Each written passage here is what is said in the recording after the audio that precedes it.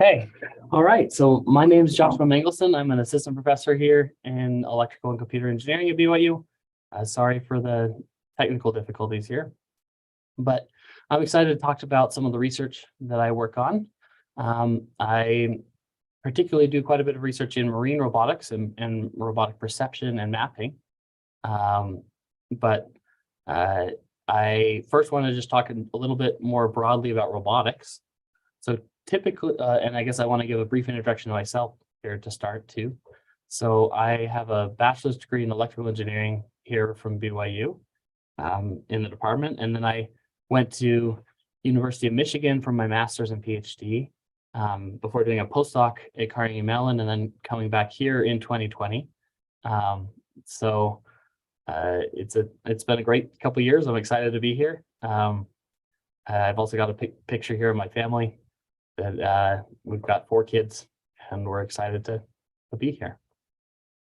But typically when people ask me about robotics, or when I tell people in my ward or other places that I do robotics, the first thing they think about is kind of sci-fi and C3PO or R2D2, which is really cool. Robotics, it's kind of a little farther out than what we're able to do right now. But it's what people typically think of first. And then I try and broaden their view of what robotics is. And when I mention that, their first thought is, oh yeah, so robots also do manufacturing, which is absolutely true. They've made a huge difference in manufacturing in the last several decades.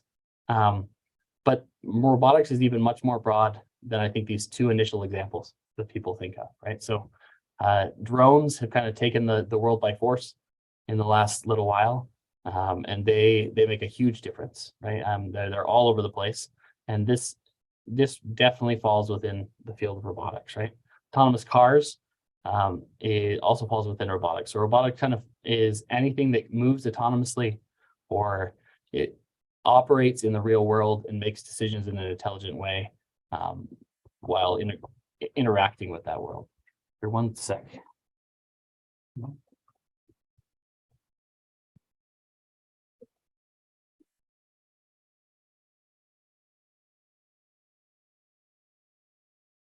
Okay, so and other examples of robotic systems include exploration of space or hard to get to locations, and maybe potentially people have seen videos of dancing robots from Boston Dynamics or other similar things. So really robotics is this huge broad field that encompasses anything that's autonomous, right? So anything that operates and moves in the real world, or machines that move in the real world and do real work while without having a person there to control them. Another area that robotics is starting to take off right now recently is in the field of agriculture.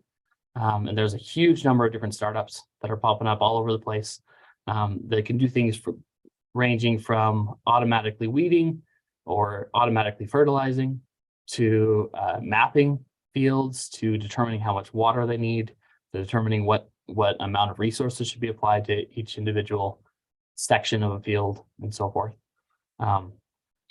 Inspection is another huge area where robotic systems have started to take off. And this is really here's just a couple pictures of using drones to inspect the inside of pipes or the inspection of bridges. And then another area that I'm especially interested in is marine robotics. So where do we, how do we understand our oceans and collect data in these complex underwater environments that we know so little about? So that's what robotics is. And what I'm particularly interested in is field robotics. So field robotics, if you look up the definition online, are robots that operate in dynamic, unstructured environments. So unstructured environments are environments where a human didn't manufacture every aspect of that space, right? So if you think about manufacturing, for example, there's you're able to control the environment and adapt the environment in order to make it easier for the robot to complete its job. So dynamic unstructured environments are ones that change. and that are not necessarily within the engineer or the human's control. Field robotic systems, when operating these environments, also have to be adaptive and responsive to their current conditions. So they have to be actively perceiving the environment and then making decisions and changing their actions based on that. And they're often used in locations that are too laborious or dangerous for humans. So these are the types of robotic systems that I'm particularly interested in. And I actually spend a lot of my time working with marine robotic systems. So for the remainder of my talk, I mainly want to talk about how, why marine robotics is important. What are the main problems within that space? And talk about some of the things we've been doing here at BYU in hardware and simulation for marine robotic systems. And then looking at restoration and mapping of Hawaii's coral reefs by using the systems that we have here at BYU. And then some future work and the types of projects that we're interested in getting to and are working towards and have initial results towards as well. Okay, so why do we need to deal with our oceans? Why is it important for us to operate in ocean environments or trying to understand our environments? Well, it turns out that over 70% of the Earth is covered by water, and we actually have better maps of Mars than we do of our own oceans. If you think about satellite maps, you might say, yeah, we have satellite maps. Satellite maps do cover 100% of the Earth, but they only cover it at a resolution of 1.5 kilometers per pixel. So that 1.5 kilometers is bigger than a plane, right? So our maps are so low detail that if a plane sinks in the ocean or an object or some other important thing is happening within that space, we don't have the ability to sense it automatically from space. So sonar is a technique that we use to try and actually estimate and map our oceans in a more higher resolution way than we are able to from satellites.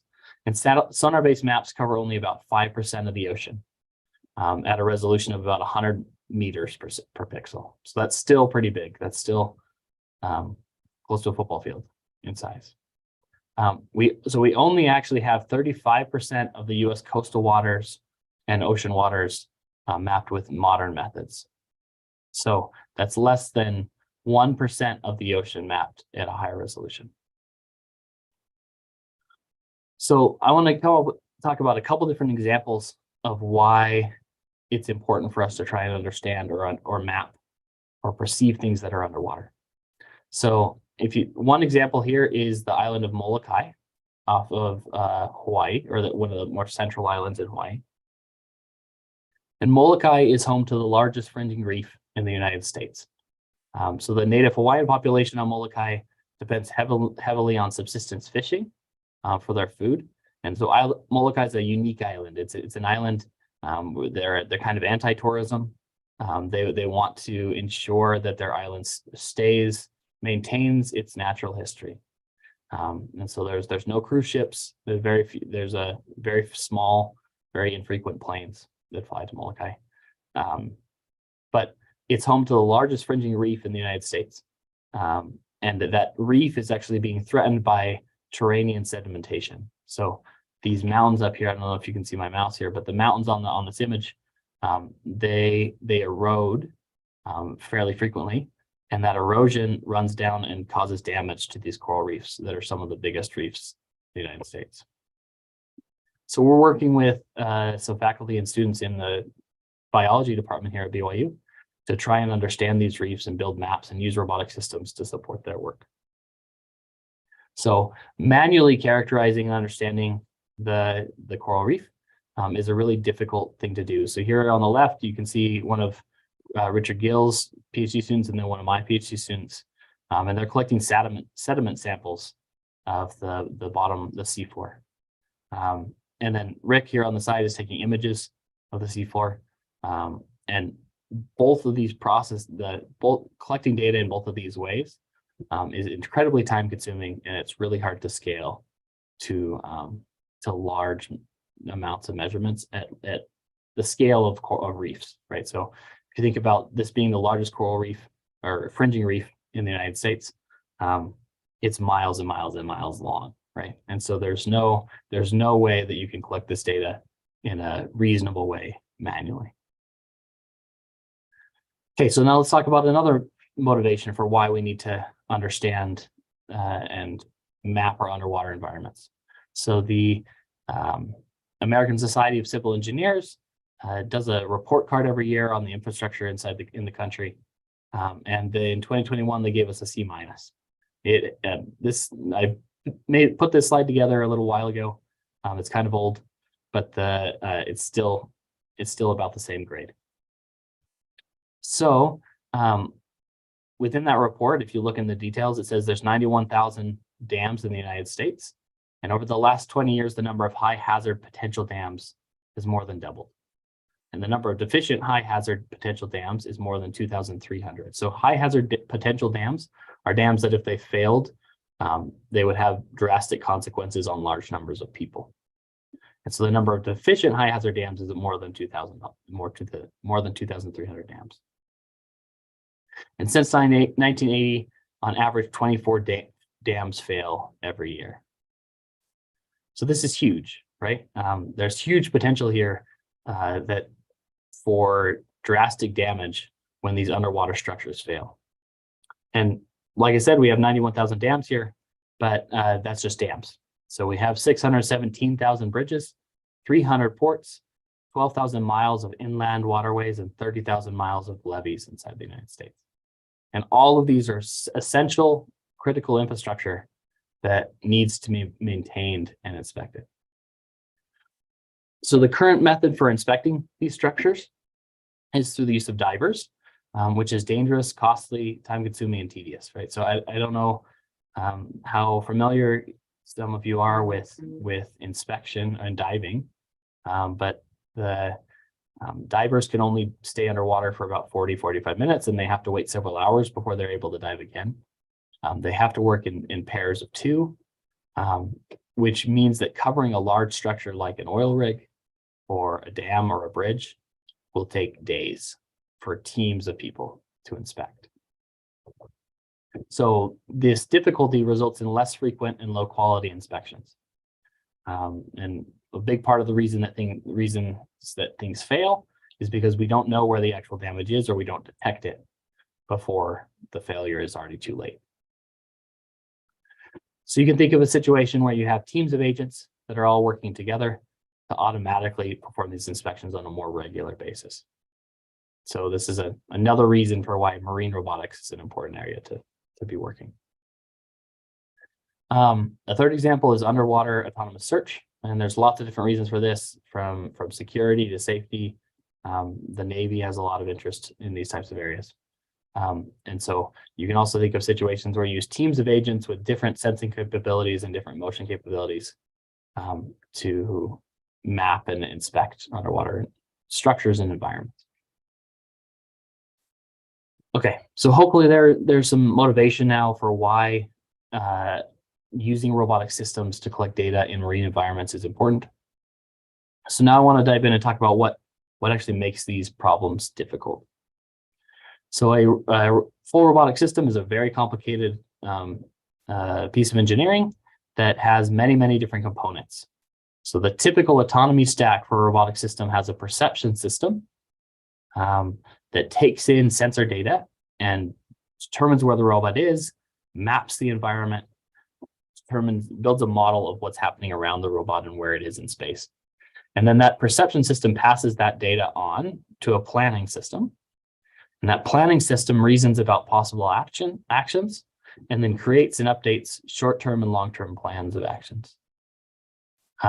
So perception feeds into planning, and then planning feeds into acting. So acting is kind of your control system, where the control system is going to determine the outputs that are needed to safely and reliably carry out a plan. And then it activates or moves the motors of the vehicle or actuates the actuators in order to carry out that plan. And then that loops back into perception. So in reality, there's often many loops like this within a single robotic system. But this just gives you a good general picture of how a robotic system works. And in my lab, we're particularly interested in the perception and planning. So I'm going to talk about what parts of underwater robotics make the perception and planning problems difficult. But acting is also a very difficult part of marine robotics. So one of the first problems is sensing. And so in underwater environments, we typically use what's either camera or sonar in order to do our inspecting or our perception of the environment. And so let's see here. So a camera typically works. So there's lots of different ways for modeling a camera, but the way a camera works is it takes 3D points and projects them into a 2D plane. And then we lose range within that projection. So there's 3D objects like the points on this candle, and they get passed through an aperture of some kind and then sensed on an image plane. And then by using by detecting how much light of different kinds comes in on that and is received by that image plane, we can build up an image of the environment. But the important thing to understand here is that it's a projection where you take 3D points and you project them onto a 2D plane. Underwater, we have problems with cameras. Sometimes they are one of the best sensors we can use for the specific type of data we want to collect, but we still have problems with them. Right? So there's turbidity. So turbidity is dirty water. And it's a situation where in high turbidity, you often can't even see a couple inches in front of your face. And so that makes cameras difficult. Another thing that's difficult is light absorption. So deep down underwater, it's really, really dark. And light absorbs at different rates. And so the color is distorted in underwater environments. And then another thing is that they're sparse and no features in many, many places, right? So if you're in open water, you often can't see almost anything of reference. It's like to help you determine where you are or understand your environment. And in many locations, even close to the seafloor, it just looks like sand in all directions. So because of these problems, we often use sonar in underwater environments as opposed to camera. And sonar is a sensor where we send out a sound signal and it bounces off of underwater structures. And then we measure the return of that signal. And we can use that to actually build images of our environment or just get the distance to different objects. What you see here is an imaging sonar image. So an imaging sonar is one type of multi-beam sonar where sound is sent out from the aperture of the sonar. It bounces off of objects and then returns. One of the tricky things here, though, is that if we use beamforming, we can figure out one angle of return, but we lose the other angle in most array structures. So when this occurs, we end up with another 2D to 3D, a 3D to 2D projection. But in this case, we're projecting the 3D point onto a range and bearing plane. And so we're still having a 3D to 2D projection, but now that point is being projected along an arc as opposed to being projected along a line, which makes things much more difficult to deal with. We also have other types of underwater sensors, such as side scan sonar. So the way the side scan sonar works is as a robotic system is moving through the environment, it sends out a ping and then measures just the distance horizontally with respect to the robot. So as that receives multiple returns from that ping, it can build up a single line of an image, and then we can accumulate those images over time to be able to build a kind of a waterfall plot view of the environment. So here's an image of a shipwreck, for example, from a side scan sonar. So sonar is a really useful sensor in underwater. It's one of the primary sensors we use, but it can also be difficult to work with. It's much less interpretable to a human than a camera image is, for example.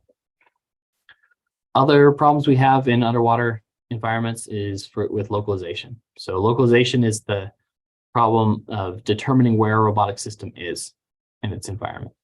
So as a robotic system moves through the environment, it collects noisy measurements of where it is. And we often fuse those measurements in some way in order to determine where the robotic system is in space. And this is kind of a prerequisite to doing anything intelligent in terms of motion, right? You have to know where you are before you can determine where to go. The tricky thing is that in underwater environments, GPS doesn't work. So once you get more than 6 inches under the water, there's no GPS. And you're not able to use that measurement anymore to estimate where you are.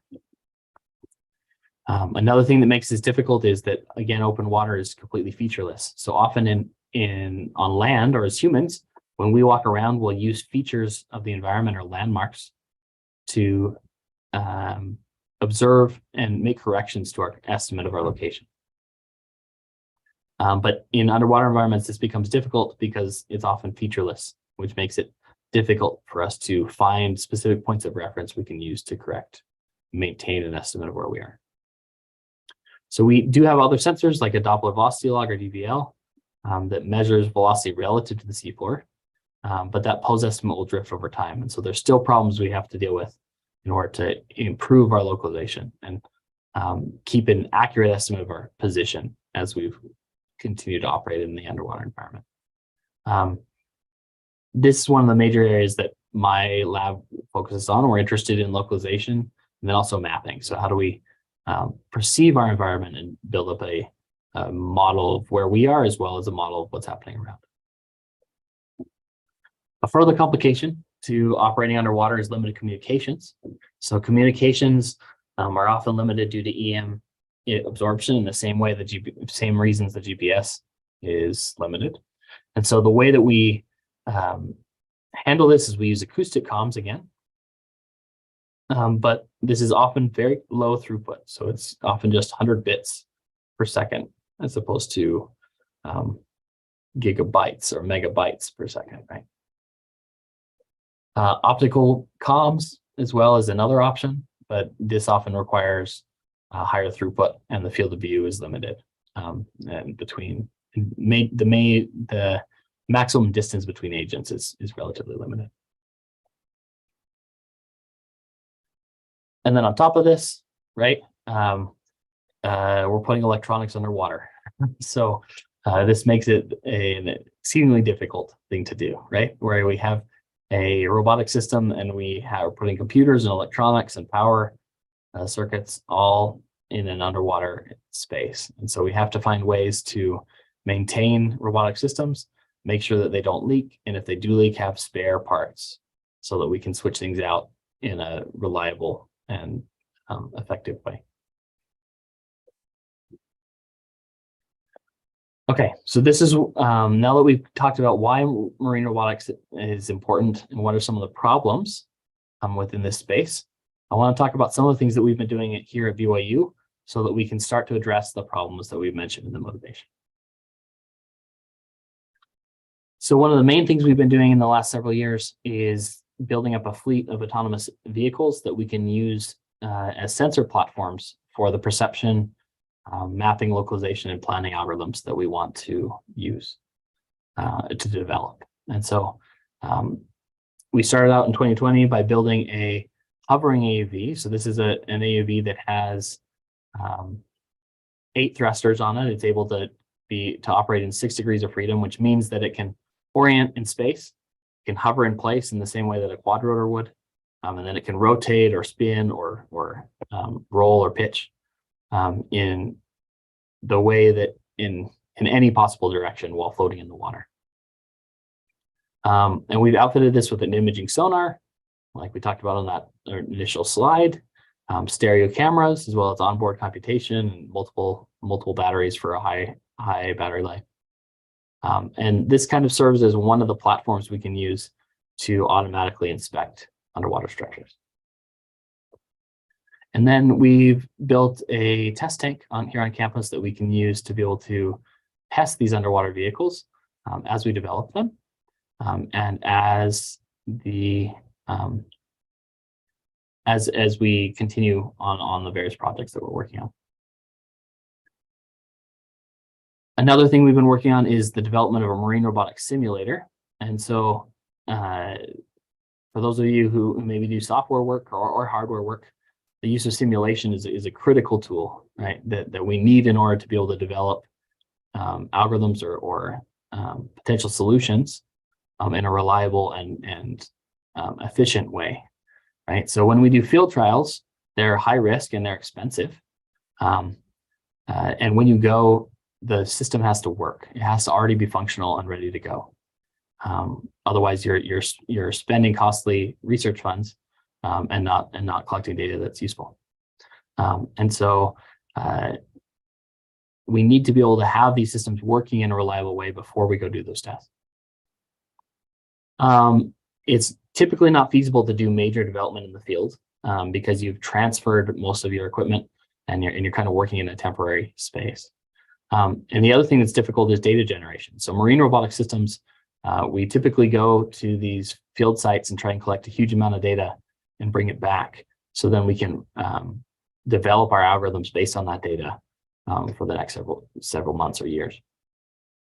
But collecting data in the underwater environment, especially when you're talking about machine learning algorithms or AI, data science type of problems, is really, really difficult. So getting the sheer amount of data that you need in order to develop algorithms becomes an extremely challenging task. So we also started at about the same time we were working on these systems. We started looking for simulators that we could use, and we couldn't find any simulators that had all of the features we wanted, right? So we wanted simulators that simulated sonar, communications. We wanted it to be open source, be well maintained, and then have like a simple way to set up a mission and test things. And we couldn't find one, and so we decided to build our own called HoloOcean. So HoloOcean is a simulator that's based on HoloDeck that was developed in the CS department here at BYU, but which was originally a reinforcement learning Python simulator. But we've taken that and added a variety of additional content to it to develop what we call HoloOcean. So HoloOcean implements multiple autonomous underwater vehicles, multiple different types of sonar, underwater communications, underwater sensors, and underwater environments that can be used really, really easily just by calling a pip install on a system that has a GPU. So here's just an example of some of the simulated sonar. So there's a simulated environment here in the bottom corner that you can see with a submarine in it, and then you can see the simulated imaging sonar up above. And then we've extended this to a variety of other types of sonars. So we have multi-beam profiling sonar, side scan sonar, single beam echo sounder, all of which can be simulated just from the couple lines of Python code. Okay, so now that we've talked a little bit about the hardware and simulation testbed that we've been building up here at BYU, I want to talk a little bit more, and we'll continue to talk about some of those vehicles that we built in the next couple sections. But I want to dive in and talk about some of the restoration and mapping work that we've been doing off of the coast of Hawaii with these vehicles. And we're using that we're collecting data from that in order to help multiple nonprofits as well as marine biologists trying to understand these coral reef environments. Okay, so like I mentioned earlier, we're working with faculty in BYU's biology department who are interested in mapping and understanding the coral reef off the southern shore of Moloka'i. So our first cut at trying to collect data in this space was to develop a ClearPath Heron ASV, which has, well, I guess we purchased a ClearPath Heron ASV, and then we outfitted it with a variety of other sensors.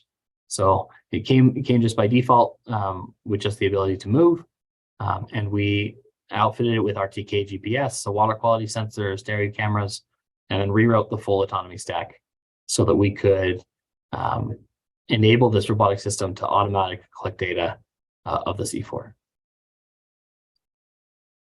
So here I want to play a video that shows the BYU made recently that talks about some of the work that we've been doing, both the biology side as well as the engineering side of things. For us, that's Hawaiian, the land, the mountains, the sea, it's truly spiritual. Oakua, he gave us this. It's a gift from God. The reef on Moloka'i is extremely unique. I spent lots of time in my childhood fishing and diving on that reef. This is a really amazing place, but it's at risk right now. It's at risk of being lost. Moloka'i has been known historically as a place of abundance, and that's what we're working to restore. The ultimate goal for this project is to be able to build 3D models of the seafloor and of the coral reef, and then map those in a way where you can keep track of that data over time. It's giving us tools to show people the impact from mountain to the ocean.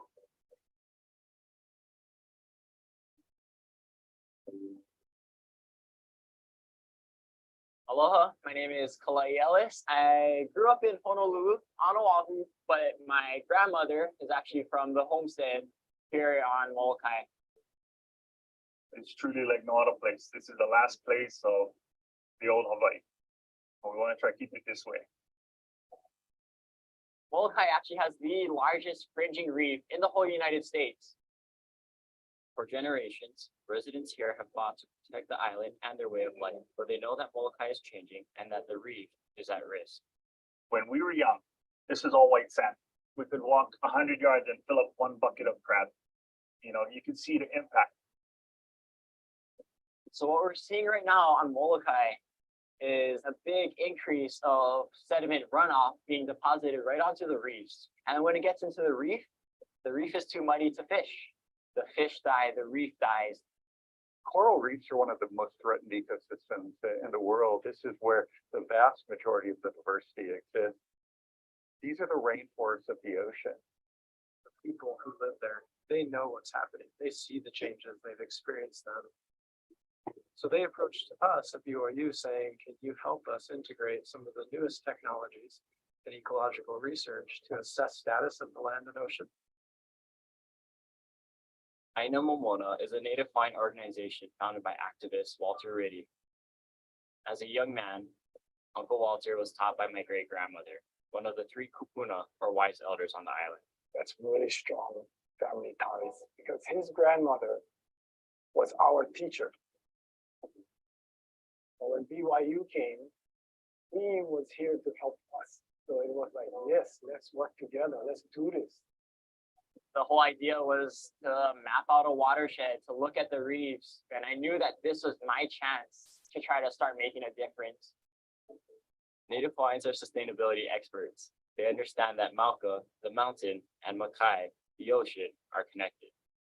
They manage their land in very careful and thoughtful and sustainable ways. So the Ahupua'a system it shows us how to sustainably manage the connection between land and water.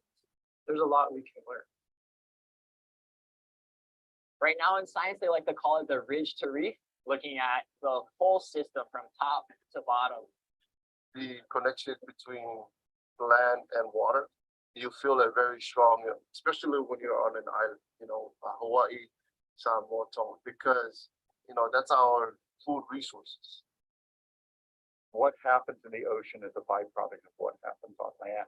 And what happens on land is heavily influenced by the ways that it's being managed. So in our efforts to figure out what we're going to do in Mauka, in order to protect Makai, we needed information. What they asked us to do is to survey high precision what was happening on the mountainside, as well as where sediment was being deposited in the reef. So if you capture that moment, the conditions of the reef, we can come back in like 2 or 3 years and run the same model. And then in that way, we see what's going on in the reef. It becomes a complex dual process of being able to do terrestrial surveys and marine surveys using different technologies. So we reached out to the College of Engineering to develop some new technologies that were effectively aquatic drones. So the vehicle we've built is able to autonomously navigate. from waypoint to waypoint. We're trying to implement a robot to replace what a human had issues doing consistently. We're able to follow a straight path and it's able to correct for the current, correct for the wind, and we can track exactly where it's been. Then it has a RTK GPS.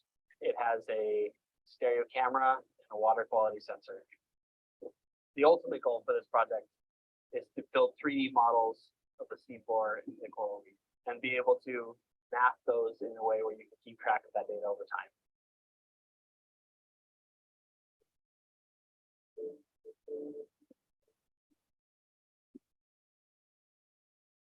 So we finally got to test it out in Hawaii.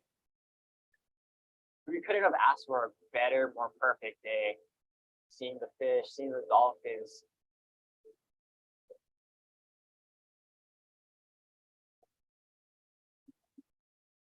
Going out, putting the boat in the water, seeing the autonomous rover work its magic. We came out on the perfect day, so the water was super clear, the wind was super low, so our robot was able to function. We were able to see lots of cool stuff, like the turtles were very interested in our robots and kept peeking at them, seeing the data, seeing the pictures pop up.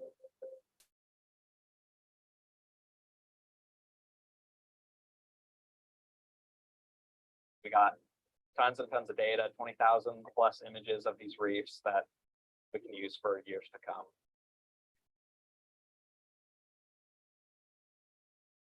And it was just amazing that this autonomous rover was able to create a 3D model that we can revisit without having to go out on a boat. It's just made this data, all of this information, so much more accessible to the broader public. Ultimately, the goal of this is to produce a technology that will allow us to survey much larger areas and produce higher quality information for people to make decisions on how to conserve. We're learning how to rely on each other in order to survive. We're looking for how do we survive a little dots of island in the middle of the vast Pacific continent. In the early going, it's really important to have people outside of us to understand what is happening and what we need to do. Every level of understanding helps us to better prepare to adapt to changes that we know are coming and to form our strategies around that. Everybody came together. They came with drones, and they came with technology. So we have a really strong foundation that gives me, a lot of hope. When people come to Moloka'i, they are inspired by the passion and the motivation of individuals and by the complexity of the problems that exist in the world that need the tools that our students are developing at BYU. And that's the main reason why I left my home country is special education, because that's one of the key factors that you can take home and use it to protect the ocean. It enables students to see how the research we do can enable us to be able to serve people. And also they integrate with people and learn from them as they learn from us. It both sort of takes their learning and inspires them to apply it, and it takes the spirit and it teaches them how important they are in providing solutions.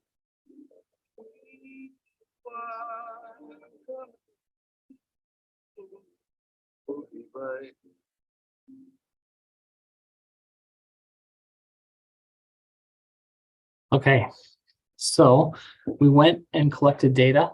As you can see in that video, we went and collected data in November of 2021 and mapped 5 different sites off the southern shore of Moloka'i.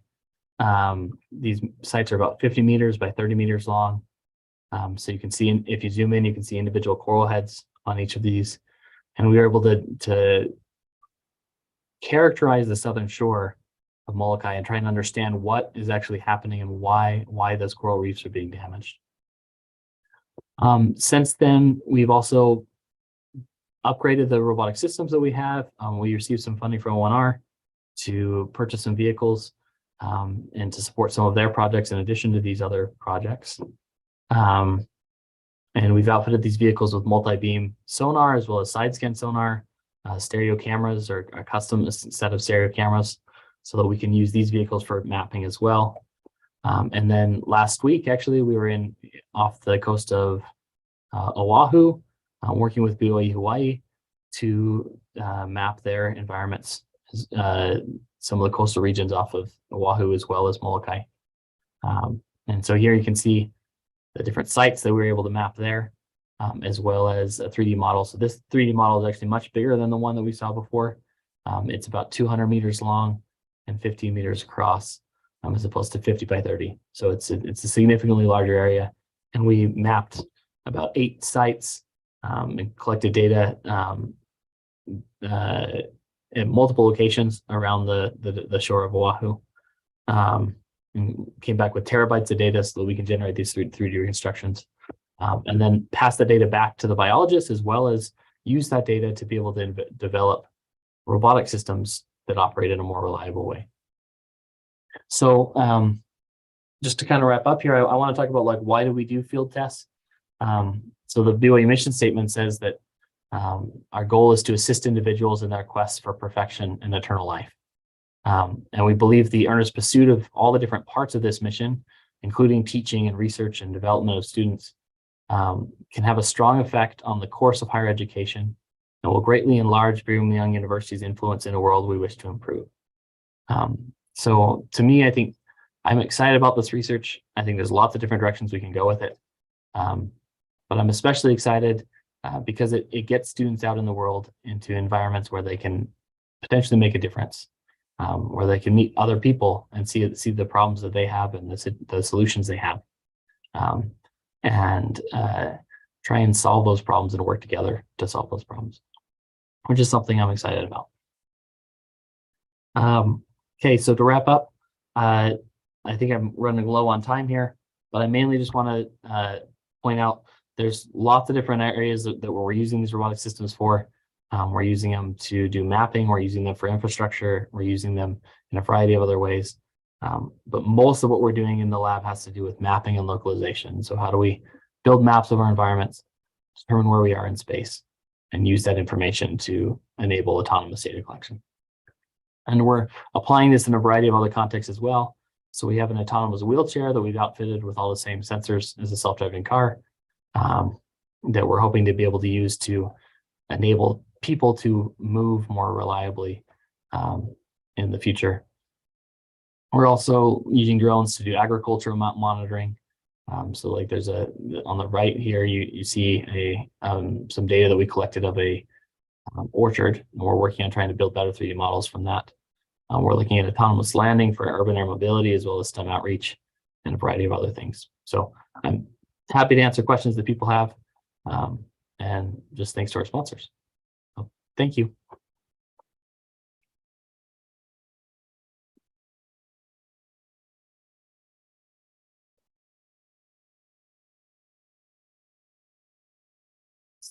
All right, let's see. Do we have any questions?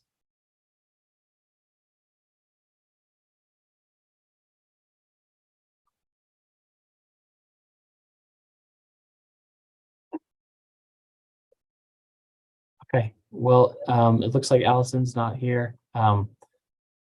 If you have questions, feel free to email me. I'm happy to answer any questions that people